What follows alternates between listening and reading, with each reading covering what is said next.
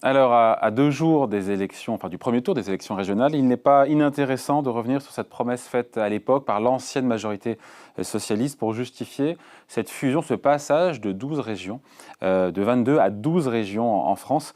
À l'époque, Manuel Valls nous avait promis 10 milliards d'euros d'économies. Alors, promesse tenue ou pas vraiment, vous allez voir. Bonjour Béatrice. Bonjour David. Béatrice Mathieu, donc, rédactrice en chef à l'Express. Pour vous, cette histoire de fusion des régions, ça, on peut le dire, accoucher d'une souris, côté s'agissant des économies? Oui, c'est ce que Manuel Valls avait vendu lors de la réforme territoriale qu'il avait lancée, puisqu'on avait promis, et ce chiffre de 10 milliards d'euros avait été lancé, sans qu'on sache vraiment pourquoi et d'où venait ce chiffre. Alors il faut refaire un petit peu, comment dire, d'archéologie, d'histoire un peu économique. Il faut se rappeler, donc au printemps, on est au printemps 2014, Manuel Valls est fraîchement nommé à Matignon, il veut incarner la réforme et dans son discours de politique générale, il reprend le dossier du Big Bang territorial qui avait été promis par Hollande et donc il promet d'une part de supprimer les départements et de faire cette division par deux du nombre de régions. Alors, le premier objectif ne passera pas l'année, hein, c'est victime du lobby des élus de terrain, et donc reste le mariage de certaines régions. Et c'est à ce moment-là, en fait, que l'argument financier devient central. Et donc arrive ce chiffre de 10 milliards. D'où il arrive, comment il est calculé. Aujourd'hui, tous les experts et les spécialistes de finances publiques locales disent que c'était totalement irréaliste et c'était vraiment pas un chiffrage sérieux. En réalité, ce qui se passe à l'époque, c'est que la France est, comme souvent, menacée par Bruxelles d'une procédure de déficit excessif. Et puis, là, c'est une façon de calmer Bruxelles et de dire, regardez, on fait des réformes, et puis calmer les fétichistes bruxellois du chiffre. Alors, pourquoi ça n'a pas marché? Parce que Déjà, pardon, je vous coupe, mais sur 10 milliards d'économies, sur 30 milliards d'euros, qui est le budget total des régions, on se dit que dès voilà. le départ, c'est pas vicié, mais c'est quasiment mission impossible. Voilà, c'est pour ça que ce chiffre, tout le monde dit aujourd'hui, ce chiffre n'était vraiment pas très sérieux. Alors, on voit que très vite, en fait, l'objectif d'économie, cet objectif des 10 milliards passe au second rang. Alors, il y a certes eu des économies qui ont été liées à la massification de certains achats, sur les contrats d'assurance, il y a eu des fusions de comités du tourisme, il y a eu quelques gains immobiliers, mais en même temps, pour froisser personne, dans la plupart des cas, les hôtels de région ont été maintenus en l'état, comme dans le Grand Est, en Occitanie ou en Normandie.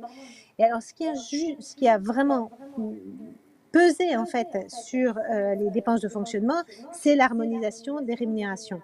Ce qu'on s'est aperçu, c'est Pourquoi? que Parce que d'une région à l'autre, il n'y avait pas pour le même type d'agent et le même type de poste, les mêmes rémunérations. Il a fallu les tout à fait. harmoniser et par le haut, c'est ça? Tout à fait. Et ce qu'on ne sait pas, c'est qu'effectivement, des fonctionnaires, des agents territoriaux de cadre A ou même C, en fait, n'étaient pas payés pareil. Par exemple, entre les fonctionnaires de basse Normandie et de haute Normandie, sur l'ensemble de l'année, ils ont un écart de rémunération qui est équivalent quasiment à 1 mois de salaire. Et donc, évidemment, quand ces régions ont fusionné, il y a eu un alignement par le haut des rémunérations.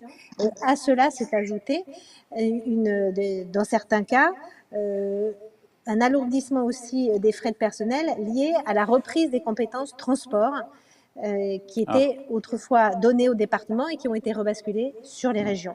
Mais attendez, Béatrice, on nous avait dit c'est la fin du millefeuille, du gros millefeuille territorial et tout, donc pas d'économie. Oh, on a une idée d'ailleurs, au final, du chiffrage des économies, à combien elles se sont montées en réalité?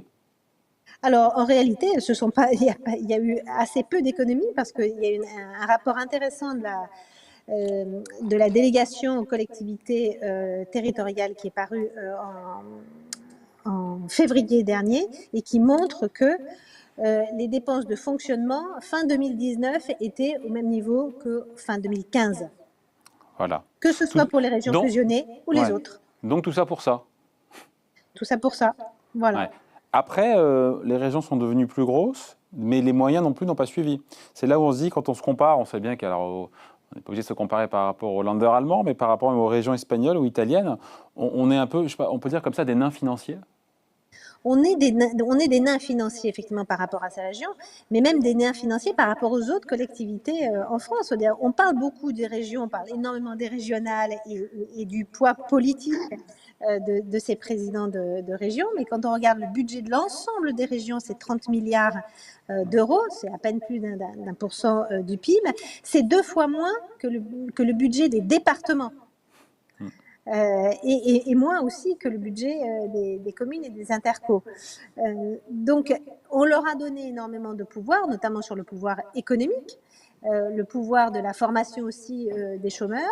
Elles n'ont pas en face ni l'autonomie financière, puisqu'elles n'ont plus en fait de pouvoir de lever l'impôt. Et parce qu'elles vivent désormais, puisque la CVAE va disparaître dans le cadre de la baisse des impôts de production. La CVAE, c'est la cotisation sur la valeur ajoutée des entreprises. Voilà, et qui, dans les fameux, dans le plan de relance, en fait, c'est un des points importants, puisque la part que touchaient les régions de cette CVAE va disparaître, ce qui explique les 20 milliards de baisse de CVAE, et ça va être remplacé pour les régions par de la TVA. Donc en fait, on a branché un tuyau qui vient de Bercy pour financer les régions. C'est un petit peu curieux en termes de financement de régions. Donc voilà, donc au final, on se dit que cette fusion des régions, c'était un grand bluff en matière d'économie. Tout à fait. Voilà, l'écrite explication signée Béatrice Mathieu, rédactrice en chef à l'Express. Merci Béatrice, bonne journée. Merci David, bonne Salut. journée, au revoir.